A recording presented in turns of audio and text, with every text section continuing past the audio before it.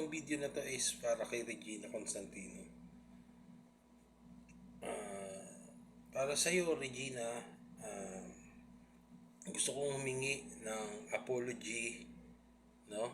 Gusto kong humingi ng apology sa iyo sa naidulot ng aking channel.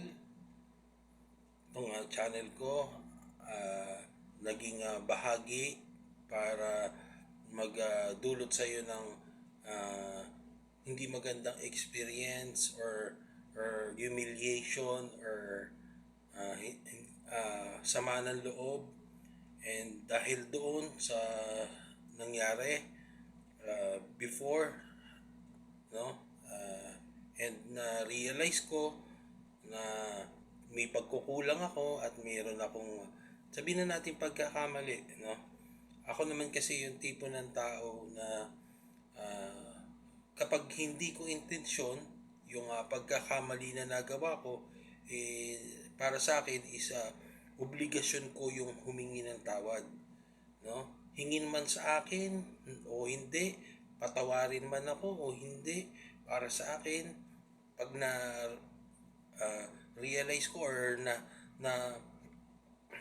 na-recognize ko na may pagkukulang ako, kasi ako tao lamang, no, nagkakamali, and accepted ko yun, no, na ako madalas man o paminsan-minsan makakagawa ng hindi tama sa aking kapwa.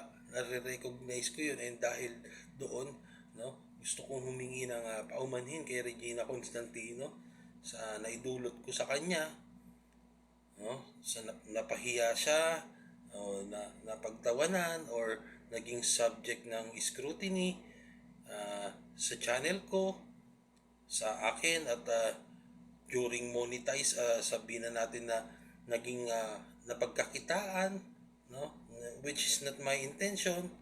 And dahil doon, kahit na hindi ko yun intention, pero nakasakit ako o naging bahagi ako na makapagdulot ng sakit kay Regina Constantino, kaya ako minabuti ko na mag public apology, kasi para sa akin yun naman ang nararapat, no? Patawarin mo man ako, Regina, or hindi, hindi naman ano sa akin yun, hindi naman pinupuwersa, no? Hindi ko yun pinupush, no? Hindi ko yun ginagawang sinasabi na mandatory na kailangan ko, no?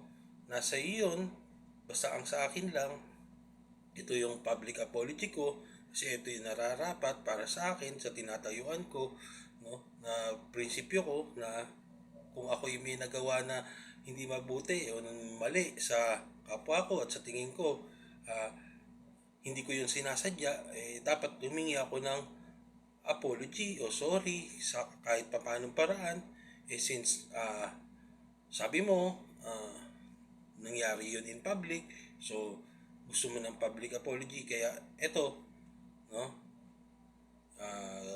tinutupad ko yung sinabi ko na gagawa ako ng public apology at ilalabas ko sa channel ko, no, para maging public at maging fair, no, fair din sa'yo at sa lahat.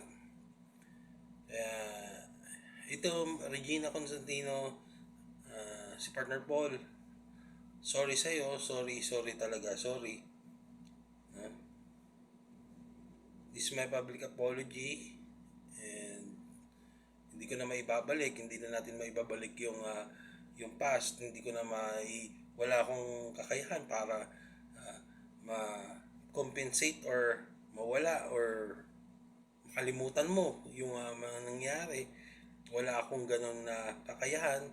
Ang magagawa ko lang sa ngayon i-admit, no, na nagkamali ako at nasaktan kita, and dahil doon tanggapin mo sana, no, yung aking public apology na sincere naman, although hindi ako umaasa na mapapatawad mo ko, pero sana mapanood mo to.